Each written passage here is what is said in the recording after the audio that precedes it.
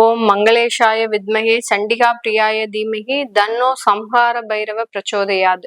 Next gen astro நேயர்கள் அனைவருக்கும் astro பூர்ணாவின் அன்பார்ந்த வணக்கங்கள். இன்னைக்கு நாம பார்க்கக்கூடிய சிறப்பு தலைப்பு ஆணி மாத பலன்களை பற்றி பார்க்க போறோம்.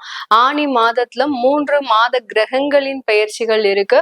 முதல் மாதம் தொடக்கத்திலேயே பாத்தீங்கன்னா 15ஆம் தேதி 6வது மாதம், அதாவது 15 ஜூன்ல இருந்து 16ஆம் தேதி ஜூலை வரைக்கும் இந்த ஆணி மாதம் இருக்கு.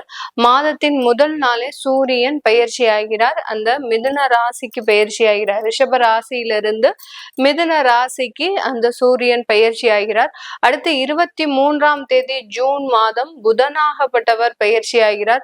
புதன் பாத்தீங்கன்னா மிதுன ராசியிலிருந்து கடக ராசிக்கு பயிற்சி ஆகி வர்றார். சுக்கிரனாகப்பட்டவர் ரிஷப ராசிக்கு தன்னுடைய சொந்த வீடான அந்த ரிஷப ராசிக்கு 30ஆம் தேதி ஜூன் மாதம் பயிற்சியாகி வர்றார். இந்த கிரகங்கள் தான், இந்த மாத கிரகங்கள் தான் இந்த மாதத்துல பயிற்சி ஆகக்கூடிய ஒரு கிரகங்கள். இந்த மாதத்துல ஒவ்வொரு ராசி அன்பர்களுக்கும் என்ன மாதிரியான பலன்கள் இருக்க போது, என்னென்ன ஒரு மாற்றங்களை இந்த ராசி அன்பர்கள் அனுபவிக்க போறாங்க அப்படின்றத இந்த பதிவுல தெளிவா பார்க்கலாம்.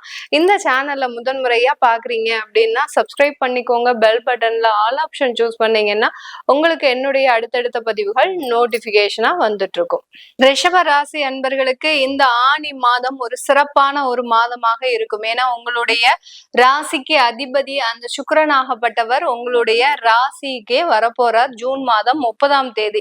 அது ஆட்சி பெற்று வரும்போது இதுவரைக்கும் இருந்த தேவைகள் இப்போ உங்களுக்கு நிறைவேறக்கூடிய ஒரு நேரமாக இருக்கும். தடைப்பட்ட வருமானங்கள் எல்லாமே உங்களுக்கு வரவேண்டிய ஒரு நேரமாக தான் இந்த ரிஷப ராசி என்பர்களுக்கு இருக்க போகுது. ரிஷப ராசி என்பர்கள் அப்படின்னு சொன்னாலே பாத்தீங்கன்னா ஒரு நேர்முகத்தோட பேசுவாங்க. நெஞ்ச நிமித்திட்டு தன்னுடைய குணத்துல எந்த விதமான ஒரு தவறுமே இல்லை அப்படின்ற ஒரு முழுமையாக ஒரு ஸ்ட்ரெயிட் ஃபார்வர்டா இருக்கக்கூடியவர்கள் நம்மளுடைய ரிஷப ராசி என்பர்கள் தான். இவர்கள் கடந்த காலத்துல பட்ட அவமானங்கள் ஏராளம். எதுவுமே தவறு செய்யாம அந்த அவமானத்தை சந்தித்தவர்கள்னா இந்த ராசி என்பர்கள் தான்.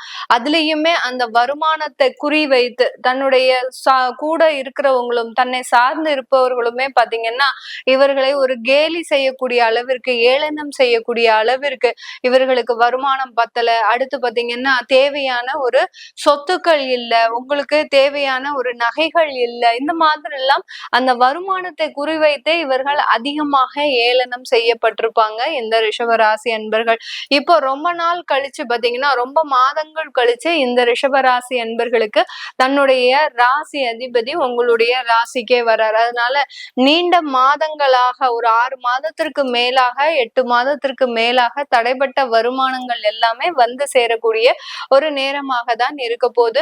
இந்த காலகட்டத்துல உங்களுடைய 2ஆம் இடத்துல சூரியனும் புதனும், அதாவது சூரியன் புதன் குரு இந்த 3 கிரகங்களும் சேர்க்கை பெற்று இருக்கு. ஒரு 6 நாள்ல அந்த புதனாகப்பட்டவர் பெயர்ச்சி ஆகிறார். இதனால இந்த சூரியனும் குருவும் மெயினாக ஒரு மாதம் முழுவதுமே சேர்ந்து இருக்கிறதுனால வருமானம்ன்றது எந்த தடையுமே இல்லாமல் இது நாள் வரைக்கும் சம்பளம் கூட வாங்குறதுக்கு உங்களுக்கு டிலேவா இருந்திருக்கும். இந்த ஆணி மாதத்துல அந்த தடைகள் கூட இல்லாமல் தேவையான வருமானங்கள் கண்டிப்பாக வந்து சேரக்கூடிய ஒரு நேரம். இந்த காலகட்டம் உங்களுக்கு ஒரு முக்கியமா பாத்தீங்கன்னா ரொம்ப நாளா லோன் அப்ரூவல் ஆகாம இருந்த ஒரு லோன் அமௌண்ட் எல்லாம் பாத்தீங்கன்னா இப்போ உங்களுக்கு அப்ரூவல் ஆகக்கூடிய ஒரு நேரம். அந்த சூரியன் 2ஆம் இடத்திற்கு வரவும் பாத்தீங்கன்னா உங்களுக்கு தேவையான அந்த பண வரவுகளை கண்டிப்பாக கொடுக்கக்கூடிய ஒரு நேரமாக இருக்கும். புதிதாக வீடு கட்டக்கூடிய ஒரு முயற்சிக்கு ஒரு அடித்தளம் அமைக்கக்கூடிய ஒரு மாதமாக தான் இந்த ஆணி மாதம் இந்த ரிஷப ராசி என்பர்களுக்கு அமைய போகுது. ஏன்னா உங்களுடைய 4ஆம் வீட்டு அதிபதி அந்த சூரியனாகப்பட்டவர் உங்களுடைய 2ஆம் இடத்திலேயே இருக்கிறார். 4ஆம் வீட்டு அதிபதி அடுத்து 11ஆம் வீட்டு அதிபதியாகப்பட்ட அந்த சூரியனும் குருவும் உங்களுடைய தனஸ்தானத்துல இந்த ஆணி மாதத்துல இருக்கிறாங்க. இந்த மாதிரியான ஒரு அமைப்பு எந்த மாதத்திலையும் உங்களுக்கு வராது. வருஷத்துக்கு ஒரு வாட்டி தான் வரும். அந்த மாதிரியாக இருக்கும்போது இந்த மாதம் உங்களுக்கு ஒரு அந்த சொத்துக்களை சேர்க்கறதுலயும் ஆபரணங்கள் சேர்க்கறதுலயும் பலவிதமான முயற்சிகளை ஒரு அடித்தளமாக அமைக்கக்கூடிய ஒரு நேரமாக இருக்கும். நிறைய பேர் கேட்பாங்க, ஒரே மாதத்துல எப்படி மேடம் வீடு கட்டுறது எல்லாம் சாத்தியமாகும் அப்படின்னா, அதற்குண்டான அடித்தள அமைப்புகளை என்ன முயற்சிகள் செய்தா எந்த இடத்துல வீடு வாங்கினா நமக்கு நன்மைகள் அதிகமா இருக்கும், நல்ல ஒரு சீப்பான ரேட்ல உங்களுக்கு இந்த காலகட்டம்லாம் அந்த சொத்துக்கள் வாங்கக்கூடிய ஒரு அமைப்பு இருக்கக்கூடிய ஒரு நேரமாக இருக்க போகுது. இந்த காலகட்டத்துல பாத்தீங்கன்னா உங்களுடைய 4ஆம் இடத்துல செவ்வாய் கேது. இந்த இடத்துலதான் நீங்க முக்கியமா கவனிக்கணும். என்ன கவனிக்கணும்? நீங்க சொத்து வாங்கணும்னு பிளான் பண்றீங்க, வருமானம் வரப்போகுது, லோன் அப்ரூவல் ஆக போகுது, எல்லாமே ஆக போகுது. ஆனா சொத்துல எந்த விதமான வில்லங்கமும் இல்லாம இருக்கிறதுக்கு நீங்க நிறைய முயற்சிகளை பண்ணணும். நிறைய வில்லங்கமான சொத்துக்கள் மிகவும் ஒரு மலிவு விலையில உங்களுக்கு கிடைக்கிறதுக்கு உண்டான ஒரு நேரமாக இருக்கும். அதனால எதிர்காலத்துல மாட்டிக்க கூடிய ஒரு நேரமும் இந்த ரிஷபராசி அன்பர்களுக்கு இருக்கும்.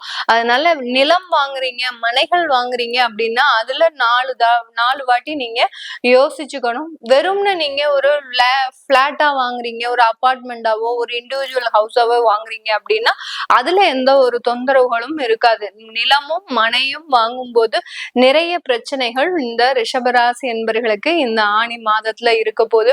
இந்த காலகட்டம் அம்மாவின் உடல்நலன்ல சில ஒரு தேவையில்லாத பாதிப்புகள், அதிகப்படியான மருத்துவ செலவுகள் இதெல்லாம் வரக்கூடிய ஒரு மாதமாக தான் இந்த ரிஷபராசி என்பர்களுக்கு இருக்கும். அதெல்லாமே நிவர்த்தி பெறுமா அப்படின்னு கேட்டீங்கன்னா கண்டிப்பா நிவர்த்தி அடையக்கூடிய ஒரு நேரம் தான். ஏன்னா குடும்பஸ்தானத்துல கிரகங்கள் 2ம் ஸ்ட்ராங்காக இருக்கும் போது குடும்பத்தினால எந்த விதமான ஒரு தொந்தரவும் வராது. இது நாள் வரைக்கும் இருந்த பிரிந்த தம்பதிகள் மீண்டும் ஒன்று சேர்வதற்குண்டான வாய்ப்புகள் வரும். கலந்து ஆலோசிக்கக்கூடிய ஒரு நிலைமை வரும். குழந்தைகளுக்கு திருமணம் பண்ணி வச்சு ஒரு 6 மாசத்துலயே எங்க வீட்டுக்கு வந்துட்டாங்க அப்படின்னு நினைக்கிறவங்க எல்லாம் இந்த மாதம் அந்த பெற்றோர்கள் உங்களுடைய குழந்தைகளின் திருமண வாழ்க்கையை ஒரு பேசி முடிவு செய்வதற்குண்டான ஒரு மாதமாகவும் தான் இந்த ராசி என்பர்களுக்கு இருக்க போகுது. இந்த காலகட்டத்துல அந்த 11ஆம் இடத்துல இருக்கக்கூடிய அந்த சனி பகவான் வெளிநாட்டுல இருக்கக்கூடிய தொழில் அமைப்புகளை ரொம்ப ஸ்ட்ராங் ஆக்கக்கூடிய ஒரு நேரம். ஏன்னா எப்படி ஸ்ட்ராங் ஆக்குறாரு, இந்த ஒரு மாதத்துல எப்படி மேடம் ஸ்ட்ராங் ஆக்க முடியும் அப்படின்னு கேட்டீங்கன்னா, கிரகங்கள் வலிமையாக 2ஆம் இடத்துல அதாவது தனஸ்தானத்துல இருக்கும்போது தேவையான இன்வெஸ்ட்மெண்ட்ன்றது ஆட்டோமேட்டிக்கா வரப்போகுது. நான் சொன்ன மாதிரி லோன்லாம் சாங்ஷன் ஆகிறதுக்கு உண்டான ஈஸியான மாதம் தான் இந்த ரிஷபராசி என்பர்களுக்கு. அதனால யார் யாருக்கெல்லாம் நீங்க பேங்க்ல அப்ரோச் பண்றீங்களோ, லோன் அப்ரோச் பண்றீங்களோ அது எல்லாமே உங்களுக்கு சாதகமாக கிடைக்கக்கூடிய ஒரு மாதமாக இருக்க போகுது. இந்த 11ஆம் இடத்துல இருக்கக்கூடிய அந்த சனி பகவான் மட்டும் செயல்பட்டா போதுமா? 9 கிரகங்களும் சேர்ந்து செயல்படும் போதுதான் அந்த தொழில்ல நிறைய வளர்ச்சிகள், வேலை வாய்ப்புல நிறைய முன்னேற்றங்கள் எல்லாமே பெற முடியும். அதே மாதிரியான அமைப்பு தான் இந்த ரிஷபராசி என்பர்களுக்கு இந்த ஆணி மாதத்துல கூடி வந்திருக்கு. உங்களுக்கு தேவையான சில தேவைகளை இந்த மாதம் நிறைவேற்றக்கூடிய ஒரு மாதமாகவும் இருக்க போகுது. இந்த மாதத்துல இந்த 4ஆம் இடத்துல இருக்கக்கூடிய அந்த செவ்வாய் கேது பாத்தீங்கன்னா உங்களுக்கு சின்ன சின்ன ஒரு மாற்றங்களையும் கொடுக்கும். இப்போ வாடகை வீட்டுல இருக்கிறீங்க அப்படின்னா அந்த இடத்துல ஒரு வீடு மாற்றம் செய்யக்கூடிய ஒரு அமைப்பும் இந்த காலகட்டம் இருக்க போகுது. இந்த ஆணி மாதத்துல திடீர்னு இருந்தாப்புல ஒரு சேஞ்சஸ், திடீர்னு பாத்தீங்கன்னா உங்களுடைய கணவருக்கு அங்க வேலைகள் மாற்றம், வெளியூருக்கு போக வேண்டிய ஒரு தேவைகள் வரும். இந்த மாதிரி எல்லாம் திடீர் மாற்றங்கள் இந்த செவ்வாய் கேது இந்த ரிஷபராசி அன்பர்களுக்கு கொடுக்கக்கூடிய ஒரு மாதமாக தான் இருக்க போகுது. இது அமைப்புகள் எல்லாமே நம்ம கோச்சார நிலவரப்படிதான் அந்த பலன்களை கணிச்சு சொல்லியிருக்கிறோம்.